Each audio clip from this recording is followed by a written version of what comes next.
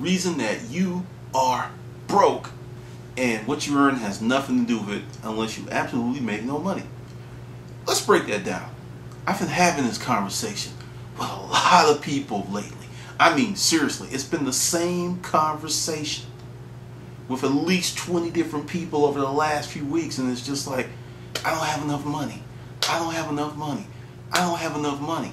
Then one day, I talked to 3 people that I know who make 6 figures. And I'm just sitting there like, what's going on? What's going on? And to top it off, it's one thing to be in a world of debt. It's another thing to be in a world of debt and have nothing tangible to show for it. And that's what's been going on. I was just like listening to some of this stuff because I actually was like you. You know, back in the day, like 16, almost 20 years ago, I did not know how to handle money. I knew how to make money. I knew how to hustle. And even then, that was kind of shaky back then. It's not like it is now. And, you know, how people come to you in your life. And what's that saying? When the student is ready, the teacher will show up.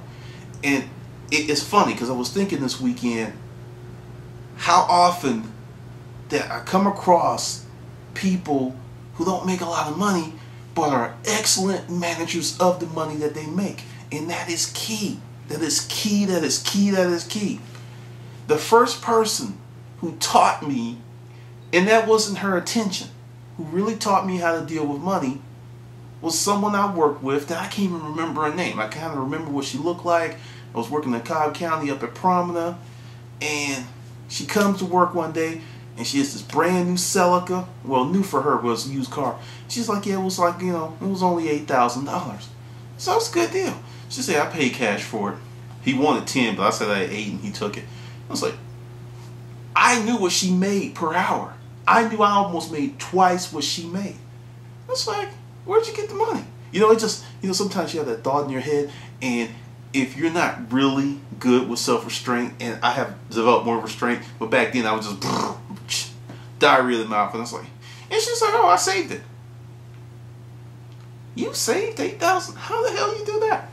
And this prompted us in the conversation. She was a smoker, so she's out on smoke break. And I used to be an asshole. It's like, oh, I don't smoke, but I'm going to take me a smoke break. So I'll just take me 15 minutes and take a mental health break. And I out there taking my mental health break, and she's doing her thing. And we started talking, and, you know, it was really interesting. She didn't make a lot of money.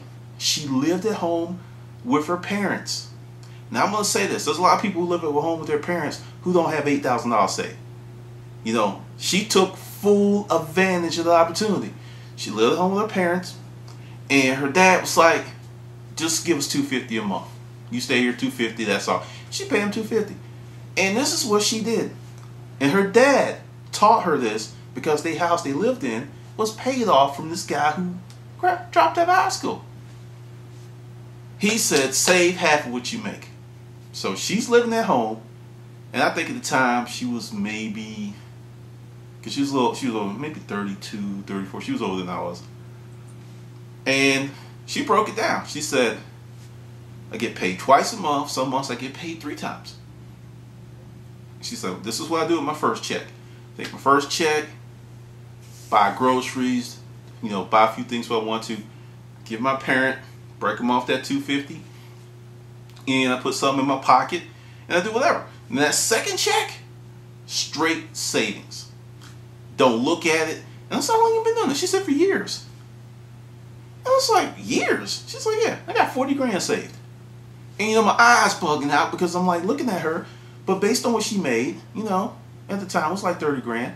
So that's like 12, 15 grand. So you start thinking about it over a few years, and you know, she just bought this car and this other stuff. She always paid cash, and she was a gambler. She liked to go to Tunica, so she just disappeared. And there was something else about her that I remember. She had mad attitude. She was that type of employee that would tell her boss how she felt. And I asked her about that, and she said, oh, I got attitude money. I was like, what's attitude money? And, you know, she said, I got a little stash. You know, if they fire me, I'm good. And, you know, to me, a stash at that time was $500, $1,500. I had no clue. I had no clue that she really had a grip. She had enough money to start a business. And we're talking. She's like, yeah, that's my attitude money. She's like, I get nervous when it drops below 30 because, at that point, that's only, like 4 or 5 years of living at home. I'm just like, what for? I'm just like, had no credit cards. No, none of that stuff. But she had straight cash. And another person that taught me how to handle money.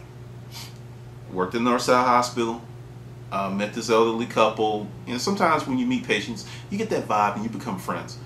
And to the point that they invited me to parties at their house and stuff. And this guy was a school teacher and his wife was a school teacher. And I talked about them before, but they got married and they saved first and spent later. You got to understand that concept. They lived with his parents for the first year they were married, saved her salary to put down a grip on the house, then actually like, okay, well, we lived on mine, we put down this, and they paid that house off very quickly. Once again, these are not brilliant financial strategists. These are hard-working people that employ common sense. So that's the gist of it.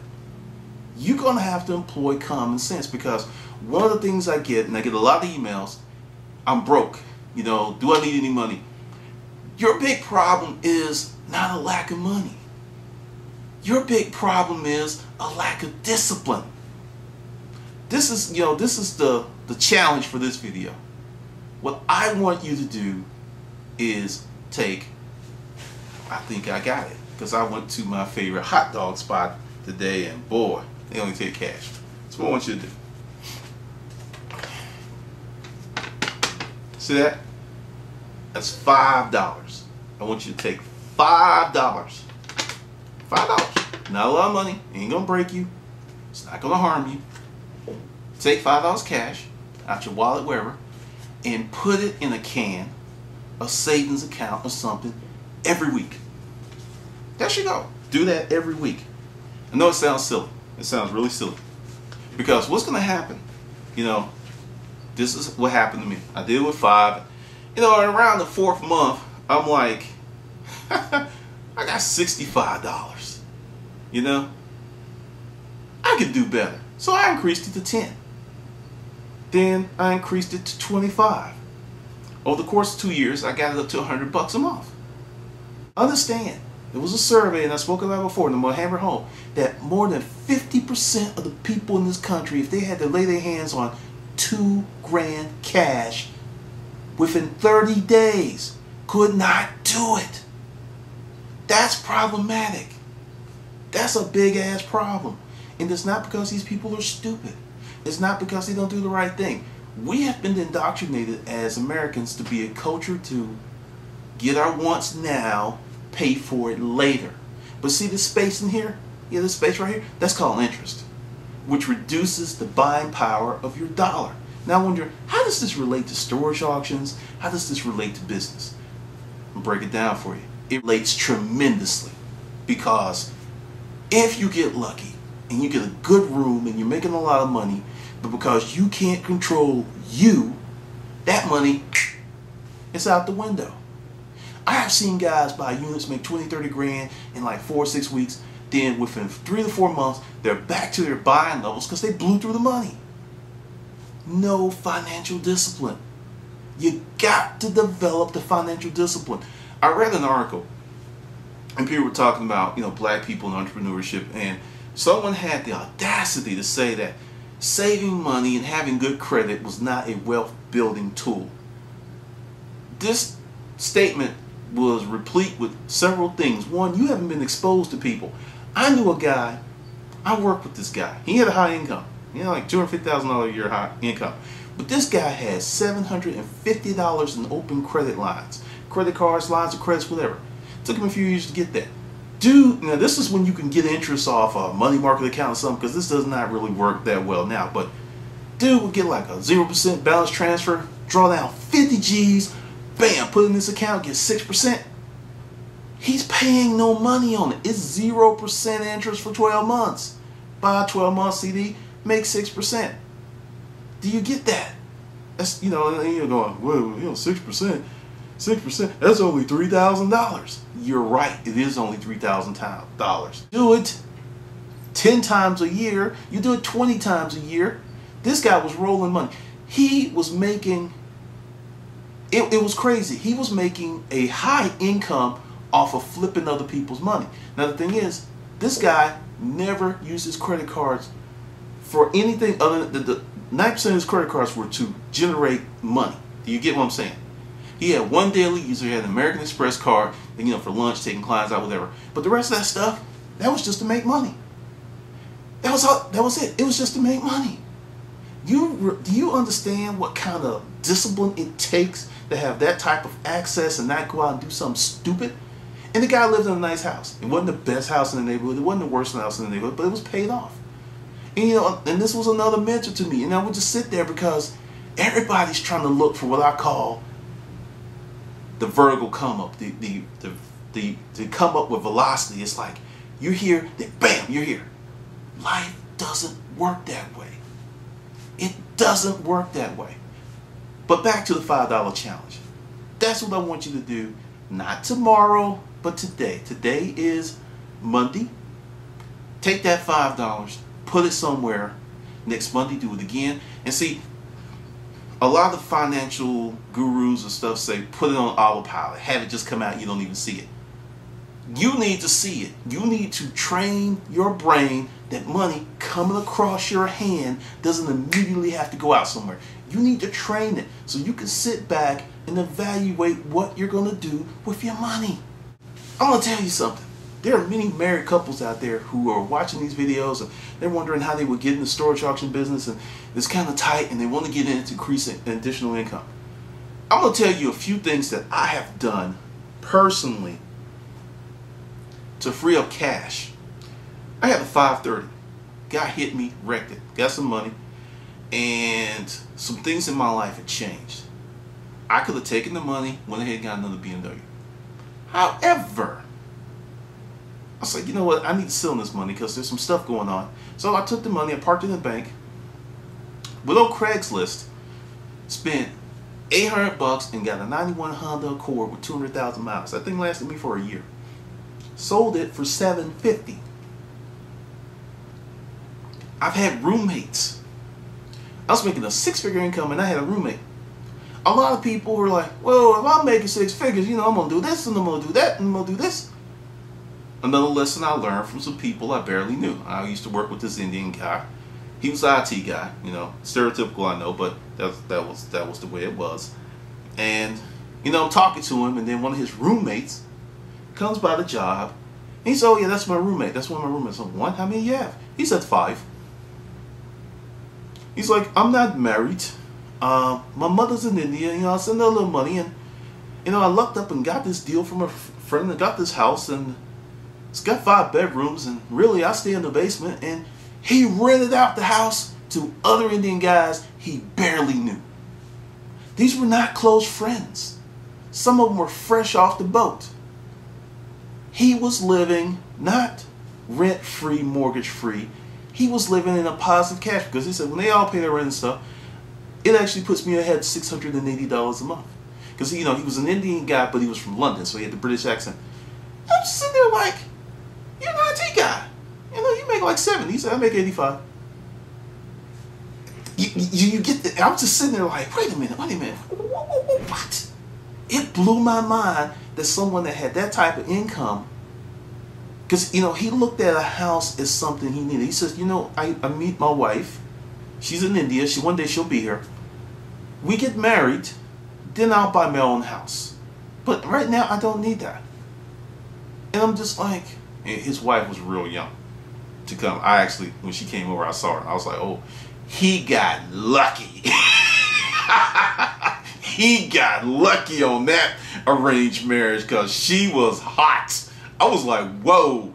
Because, you know, he was like, yeah, he talked about it all the time. Because, you know, I know a lot of, well, I've worked with a lot of Indian guys. And, you know, you talk to them, and if you're respectful, they'll tell you how it goes. And, you know, a lot of these guys have arranged marriages. And he's like, yeah, you know. And he was like, get it. He wanted to get married. And when I saw, I was like, I understand. I understand. And I approve. But these are some of the lessons. So if you're in a position where you have a high income, if you kind of step down in your life, you free up tons of cash. I'm amazed at the number of people who make $80,000 to $150,000 a year who are broke. I told a few of the friends who were talking to me, I was like, you should be damn ashamed of yourself. There's no excuse for you not to have at least 50 grand. You know, because I know what you make and I know how long you've been making it. You just like big meat, blowing money fast. And you don't have shit to show for it. It'd be one thing if you had this beautiful showcase house that was paid off. Okay, that's where the money went. You can see it and you can sell it and you can get your money back out. But if your money's going on bullshit like shoes, clothing, lunch, nothing that has any long-term value, you're fucking yourself. Seriously. You know, people laugh at me because I had some help when I, you know, shut down the business and, you know, sold a lot of stuff. I was sitting on the grip, I'm not gonna lie. But if I was the type of person to blow money, because I had a situation, because, you know, that's when the card thing happened. If I was trying to live like everyone else, I would have went out and got another one, flexing and flossing, burned through my savings. And see, this is something I do. I hide money for myself. Because there's a lot of investments out there that you can take part of. And I'm not going to get into investments because I'm not an investment guy where I'm going to give you that advice. I would say go out and study. Get an E-Trade account and just go through there. If you took a month and read up on E-Trade and got yourself Kiplinger's money, if you just took a month and studied an hour a day, 5 days a week, weekends off a month, you'll be very well versed in how money works. Just a month. That's how most people have no clue. I mean, my banker cracks me up. You know, we're talking about some stuff for credit that she didn't know, and I was just like, this is funny. She didn't know. She had no clue. A lot of bankers don't even know what's up with the gold. Well, they kind of know what's going on with gold and silver because it's all up in the news. But last year, you know, right over the head. But this is what I'm saying to you. Your problem is not how much money you make. It is what you do with the money that crosses your hand. Learn to save. I've got a challenge here for you. If you had 5,000 cash, that's it, just 5,000. No more, 5,000. Not even the 6 months, 12 months, 5,000 cash. That will handle 85 to 90% of the emergencies that arise in your life. It will handle 85 to 90% of them. And you wouldn't have to rob Peter from paying Paul.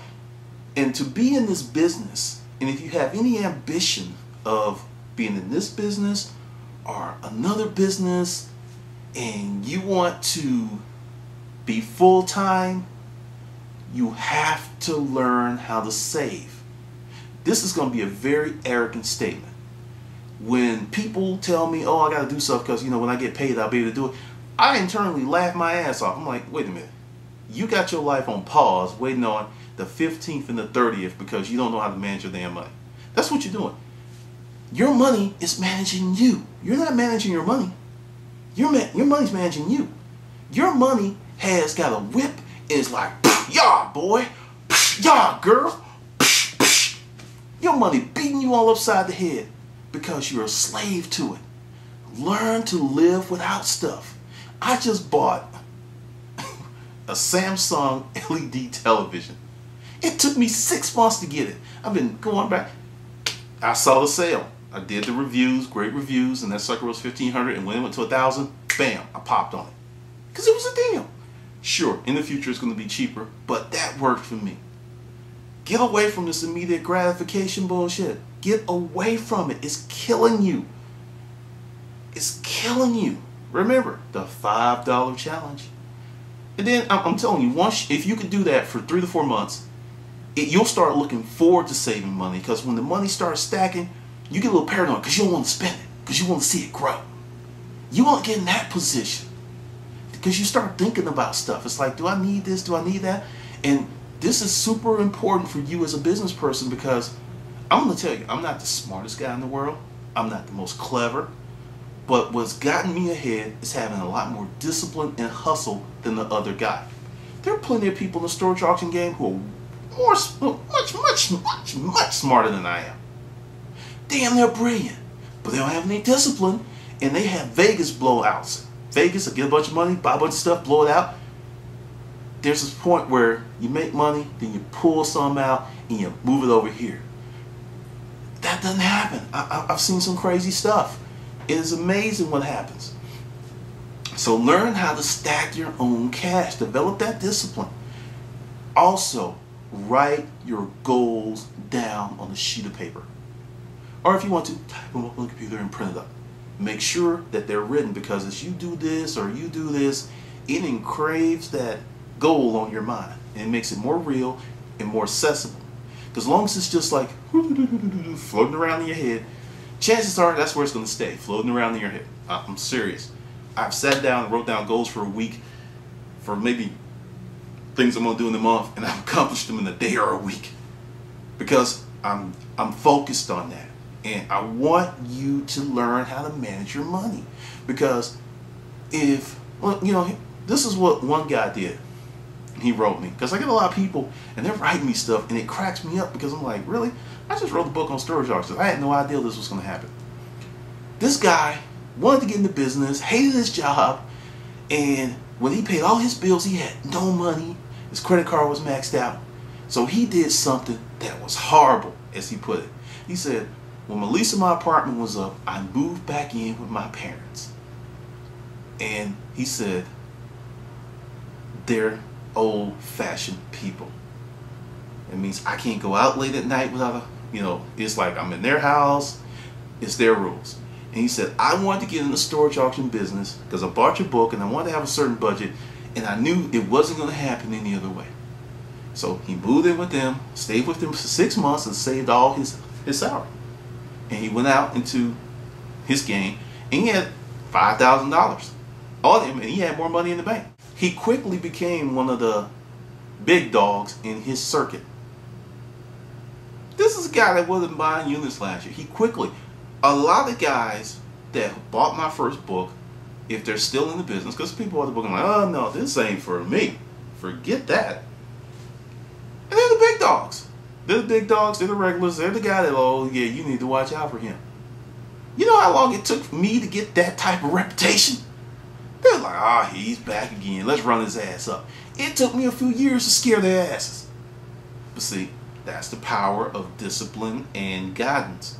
But this guy, you know, and you know, like I say, you know, when I get those emails, I'm really proud of you guys when you do that stuff, because it is like, that's the best stuff. Because when you take someone and they're here, then they move up here.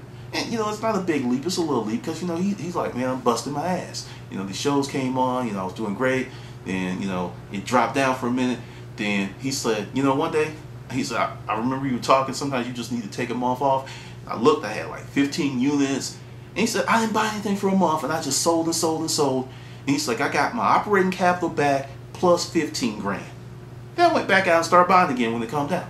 I mean, there's so many ways to do. And that's why I also, laugh at all these people. Buying storage units is really easy, and it's very simple. That's like saying poker's easy and simple. It's not. It's your skill sets. Because you got guy A with the set of cards who loses his ass. You got guy B, he's making millions. It ain't that simple. And I laugh at you people, and there's something else I've noticed. All of the storage auction blogs, traffic is down. A lot of stuff's down. You know, the shows are still coming on, but see, this is where when I talk about the marathon, because when I tell you about, you know, getting rid of that home run mentality, when I started this, I had a 3-year plan. We just entered into the 3rd year, 2 years ago now, and I'm still going. There are people who started after I did and fizzled out, because you got to do this stuff to be able to consult on it. You can read my blog and steal some stuff, but like that old joke, you know, doctor says, I can teach you how to do this operation in 10 minutes. But it's going to take me 5 years to teach you how to fix problems when stuff starts going wrong. And 90% of the time, stuff goes wrong. That's it. Yeah, you could go buy some units. You don't have to buy my book. Don't buy my book. You go out there and spend $3 grand and lose your ass. You know what that means? It's going to be easier for the folks who buy my book, who have the knowledge to stay in the game and watch you crash and burn. Because I hear it. I mean, that's one of my favorite emails. It's like, I bought your book, you know, I feel like a regular, and I'm watching all these newbies, and it's like, they're newbies too, and they crash me up because they call other folks newbies, and they're gone already. I've been out here 6 months, and I've seen people come and go, come and go, come and go, because they're in it for that home run. It ain't like that. This from the video. Manage your money or your money's going to manage you.